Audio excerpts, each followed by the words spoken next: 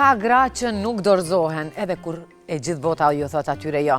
E njëjtë është historia e tillë me vajzën sot që e kemi në studio, që dikur duheshte t'ja ndërpresin shkollën sepse ishte bërë e madhe, kështu të paktën i thonin ata, por ajo zgjodhi të mos ndalet. Me shumë sakrifica, ajo vazhdoi studimet, fitoi bursën e saj për në Turqi, ku më vonë u bë një ekonomiste dhe krijoi biznesin e saj personal me forcat e saj të veta. Sot është nën e 3 fëmijëve dhe inspirim për shumë gra të tjera, ajo është shembull i forcës, i besimit dhe i dashurisë për dijen. E kemi në studio Hajrie, mirë se erdhe dhe të faleminderit shumë që pranove ftesën. Faleminderit për këtë prezantim shumë bukur. Lutem, është nder dhe kënaqësi kur gratë motivojnë gratë, amerikanët e kanë girls girl, një fjalë, edhe kur një grua e motivon një grua nuk ka motivim më të madh dhe kuptueshmëria është ndryshe nga intuita, nga e të qenurit femër. Ta fillojmë nga fillimi.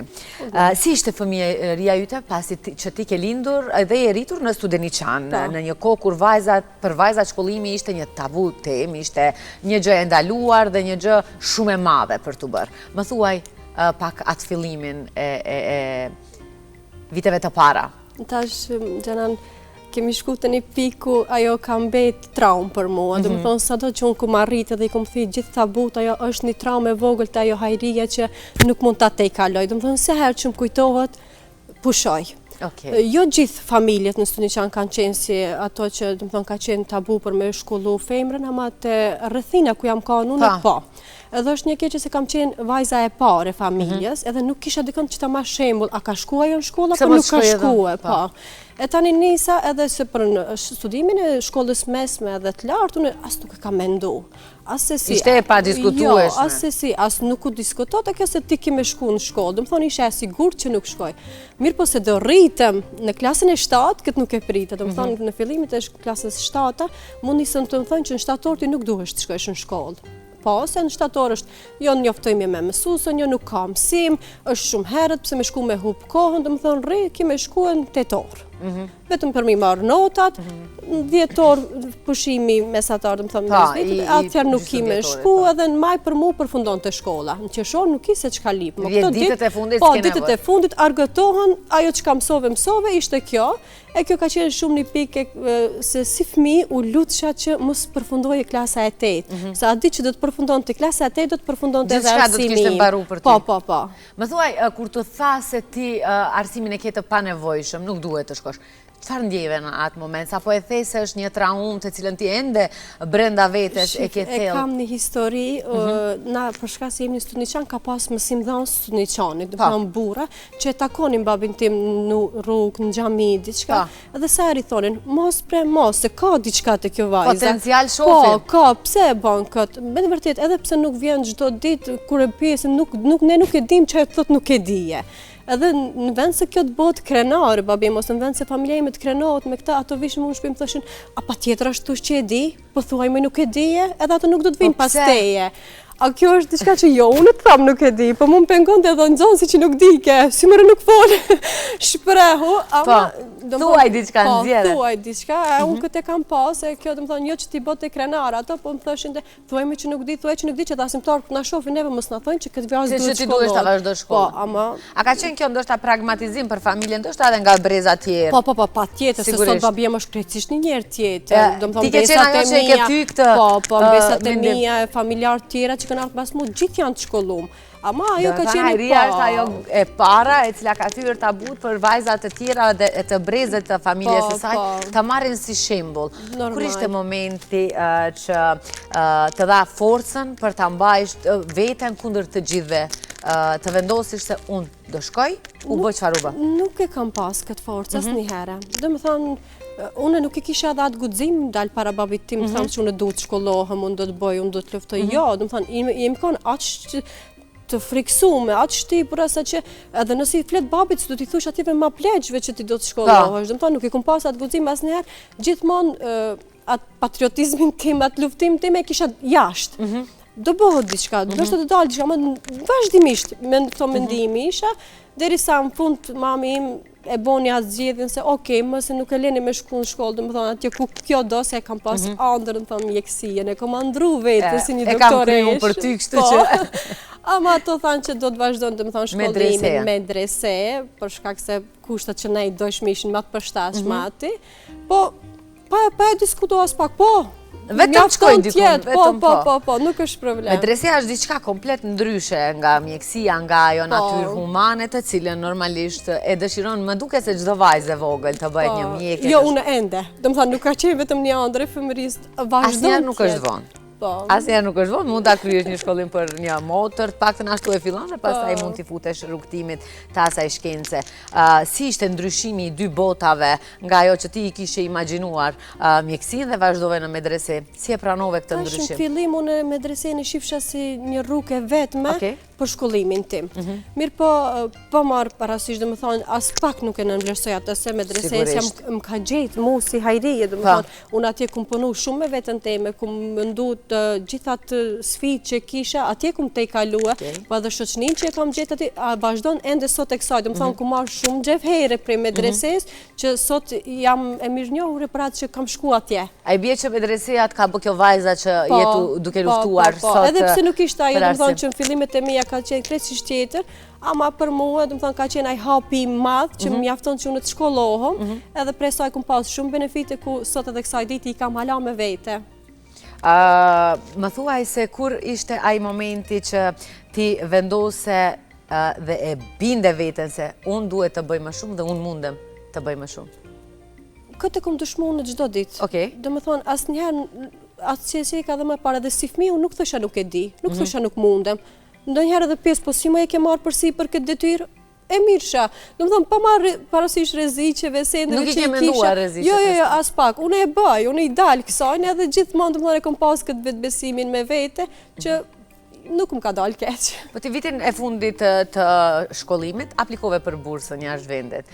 Pak, familja si e mirë priti këtë vendim? Nuk e ka ditë askush. Okej, duat na e thuash pak si e morën ata lajmin. Shkollën e mes me shoqën e bankës e kam pas me nacionalitet turk. Do më thonë, to e Shkupi, Turqelik, edhe më pa thonë, ajrije në ambasadën e Turqis kanë shpallur konkurs për me shku me bo, do më thonë, provimin edhe me shku me studio jashtë Turqis, shikimi im ka qenë kështu, unë në Turqi, që me drejze ka marrë. Thojtë, edhe unë me nuk kam me shku, po ani nëse jemi të Shkupi, se unë me ndojshë se vetëm në Katun do është kjo tradit. Ka dhe unë, ani se jam me Shkupi, edhe mu nuk më lanë, po të hi dhe provoj vetën. Vetëm ta shofë sa munde. Po të provu vetën do vi edhe une, ama që shpresa që unë do vazhdoj, që unë do fitoj, asnjëherë. Dhe si ishte përballja kur e morë rezultatin, kur ju the prindërve, na thuaj pak. Para se me mbritë rezultati, kjo ka qenë një moment tjetër, një të temet që njëkohësisht, do më thonë, kur kum him provim, jam ndjerë shumë e nënvlerësumë, ose shumë kështune, herë e parë ishte kjo, provimi a ditë o kanë ditën e djelë, që ditën e djelë dash t'i pishpije ka qenë, do më thonë e pa mundshme, unë as nuk e kam ditë, këtë më thonë, as nuk e kam mendu se si do të shkoj unë a ditë në provim, se do t'jetë jashtë ditëve shkollëves. Mirë pa ditë që shkova unë në shkollë dhe jam kanë, do më thonë, medresante, kur kam hinë provim gjanan a ditë, janë kanë gjithë nëzansit e Jaja Kemalit. E qëtash në kur e dim se medresja është që ju jep më shumë vlerë lëndëve të fejës. Islamike, po. Islamike, këto të akademisë shkencave ishin shumë ma poshtë. E ti shkon dhe një testim ku duhen gjithë lëndët e shkencës edhe me nëzansit më të mirë të Maqedonisë.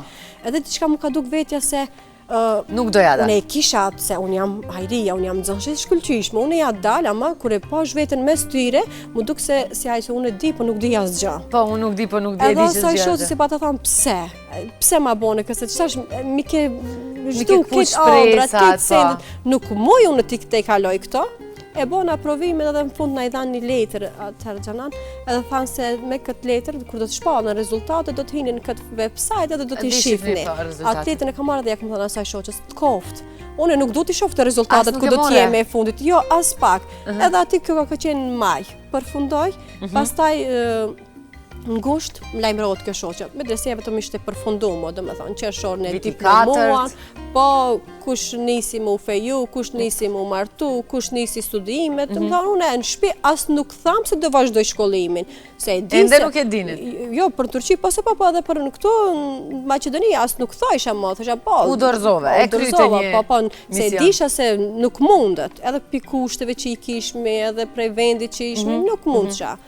Edhe ngusht më thirë kjo shoqja, urime. Unë të mendu që, këto një darsum në i send, qëfar u bërë? Qëfar ka ndosë? E di thot që ke fitu për në Turqi dhe je e treta në listë. Në listë. Është hera e parë që në jetën time kom qajt për gëzimit. Jo se kom fitu ose diçka, vetëm ajo ndjenja që unë ja dola. Dëmë thonë, kjo është i vetëmi moment që jam ndje shumë krenare në atë moshën time se si mund unë ndërmjet atyre nxënësve dal me një sukses shumë të naltë. Dëmë thonë, këtë nuk mund të harroj asnjëherë, është dita e parë që unë kam qajt për gëzimit. Dhe pastaj më filloi rrugtimi. Po, jo, fitova, pas një 10 ditëve u kontaktova prej ambasadës Turqisë, do të thonë nëse do pranosh bursën ti do vit, unë pa takon të edhe në disa shtete tjera, po ato për shkak se ishin shtetet jo muslimane, asgjë nuk e diskutoja.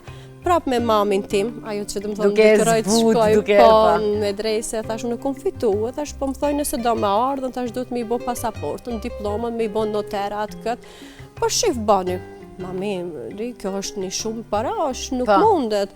Po bëri pre nuk, edhe me shku do t'jesin, edhe me s'me shku kështu, jo, mi boni mami dokumenta, të më thonë, mi kthej kejt në Turqisht, i dërzova në ambasadë, ama nuk e disha që të shkoj.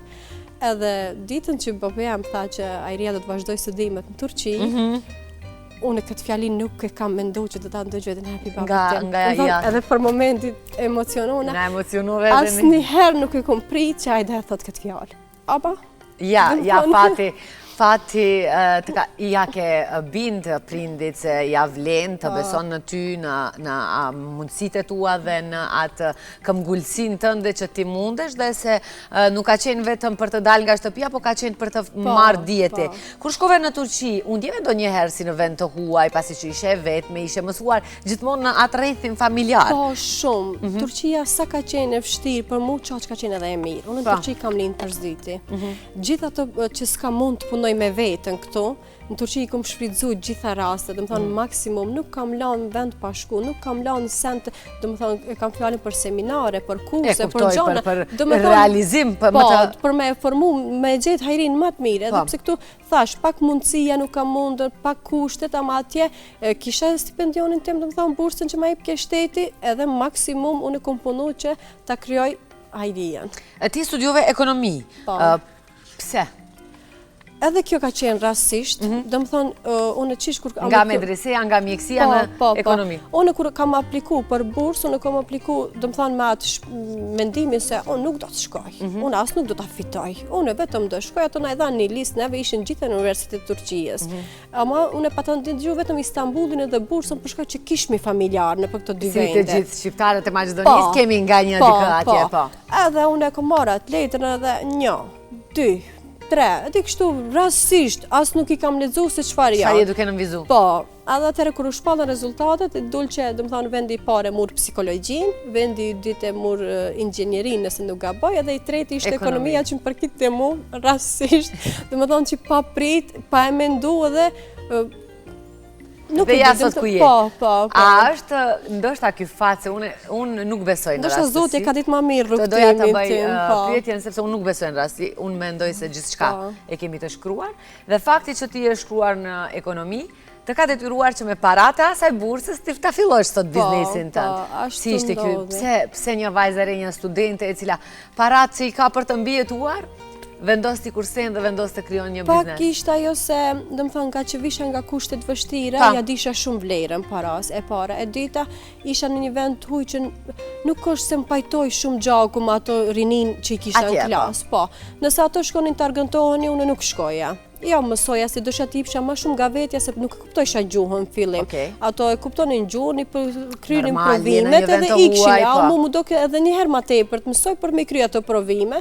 Kështu shtu njësa të kursej, edhe sa herë që kisha kohë të lirë, nuk shkoja dikon të tushi, po visha këtu në familje të une. Edhe kur visha gjdo herë, unë takosha me shoqet e shkollës mesme. Edhe nga që jetoja atje, nisa të vishna nga Turqia. Kur vi, hajri, ku e ke marrë këtë, ku e ke marrë atë, edhe pash se është një mungesë shumë e madhe këtu në treg, po që nuk janë që janë në Turqi.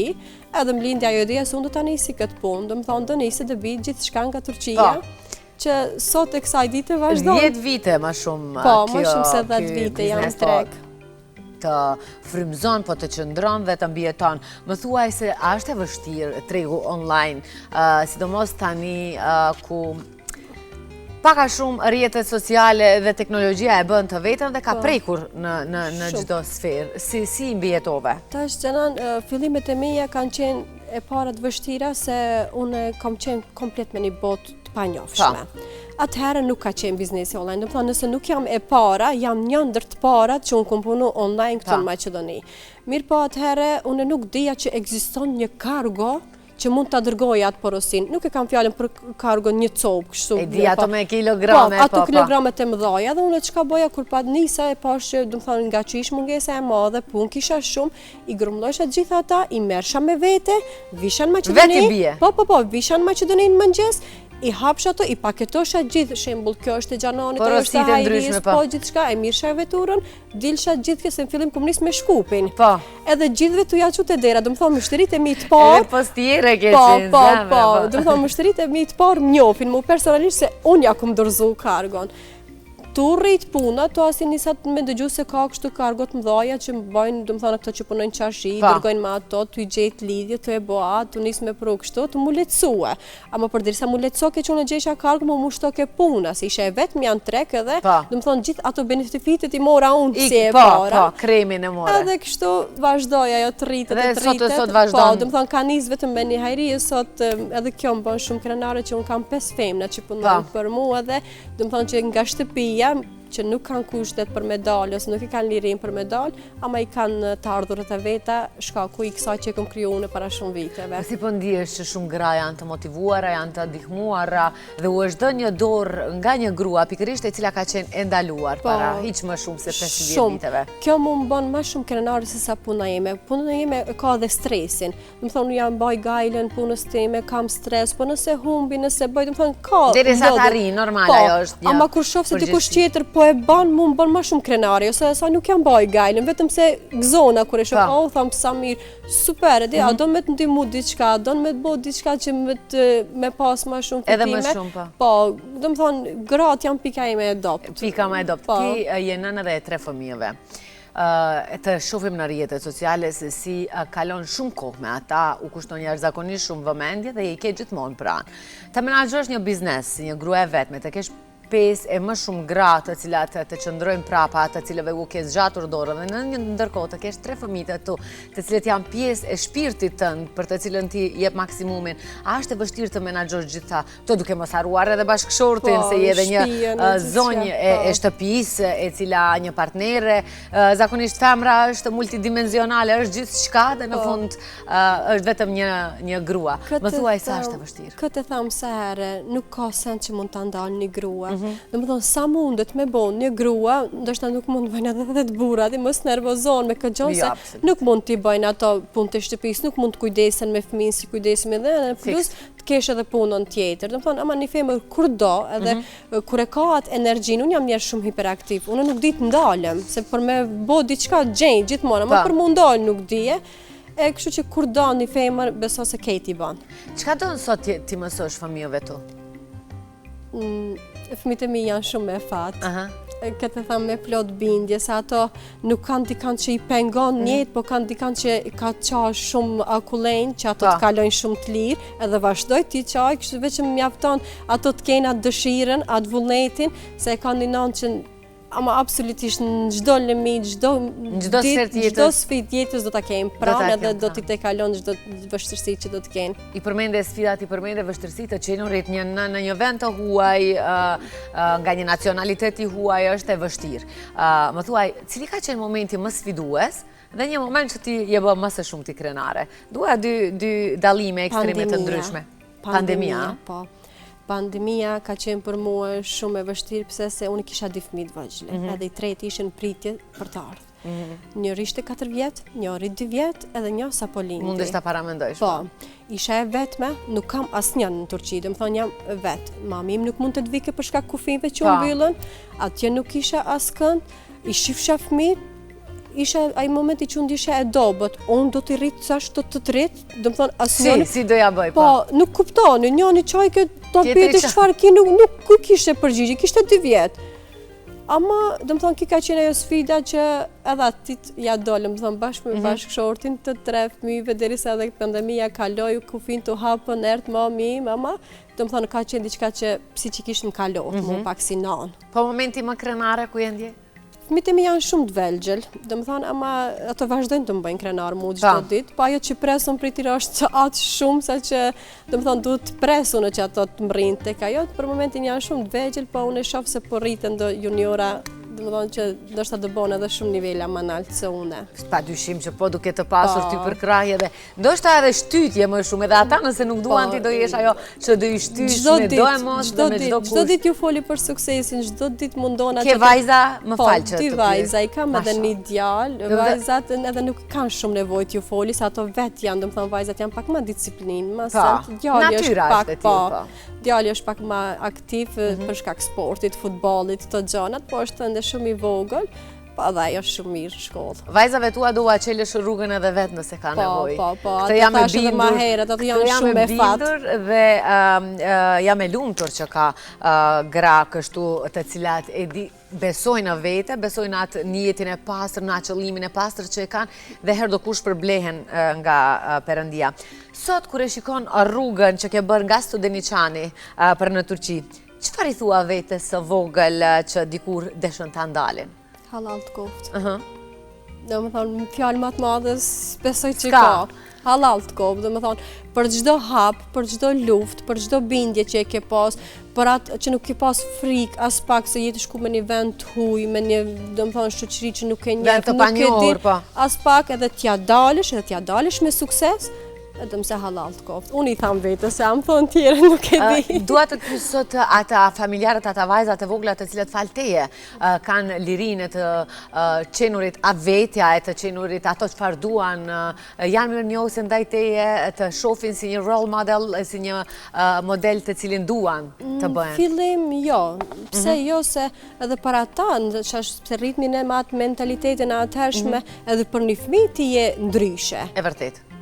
Ke vesh pantolona shembulla para 15 viteve. Do të thonë, ani si ishte fëmijë, nuk të shifke si rol model, po të shifke si ndryshe, pse se me atë mentalitet ishte. Ama sot, se çfarë mendimi kanë, nuk e di. Të lumt.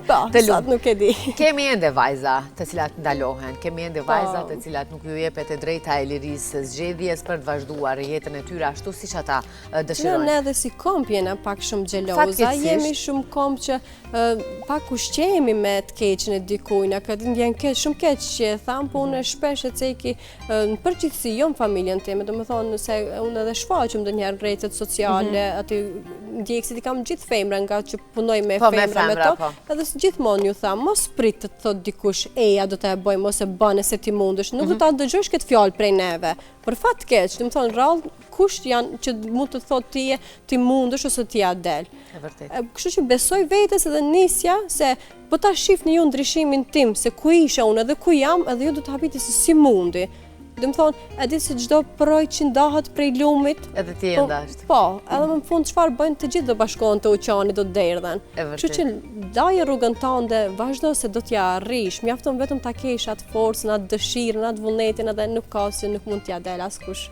Hajria, ishte një inspirim, një mesazh shumë motivues. E ke diçka për të shtuar për të gjitha ata që po na shohin tani? Fillimisht falemnderoj për ftesën, edhe atë që e thash pak më para, do të thonë ne të punojmë gratë, ne të besojmë vetes, edhe çat talent që e kanë ose çat që ata dinë ta bëjnë mas mirti, le të nisin ta bëjnë. Faleminderit. E pra, historia e Hajrijes është një kujtesë e fuqishme, se forca e një gruaje nuk matet me pengesa që ajo ka në rrugë apo ka pasur, por me mënyrën se si ti i kalon ato. Ajo na mësoi se ëndrat nuk ndalen nga rrethanat vetëm po nëse ne dorëzohemi. I falenderojmë edhe një herë Hajrijen që ishte pjesë dhe na tregoi se guximi, dashuria dhe pasioni për punën dhe dijen ton asnjëherë nuk duhet të ndaluar. Kjo ishte mesazhi i ynë edhe për sot dhe për emisionin e sotëm. Këtu po e mbarojmë, këtu po e përmbyllim emisionin për sot, pasi që kaluam për plot 120 minuta drejt për së drejti nga TV2 apo servisi publik i gjuhës shqipe. Unë juftoj edhe nesër të na ndiqni pikërisht nga ora 8 deri në ora 10 për materialet e shumta historitë tjera të ndryshme të cilat do rrëfehen pikërisht nga ky kolltuk këtu. Dua deri nesër të keni një ditë shumë pozitive, shumë dashuri dhe një mirëqenie të shëndosh. E deri nesër mirëmbëqit dhe miru takofshim.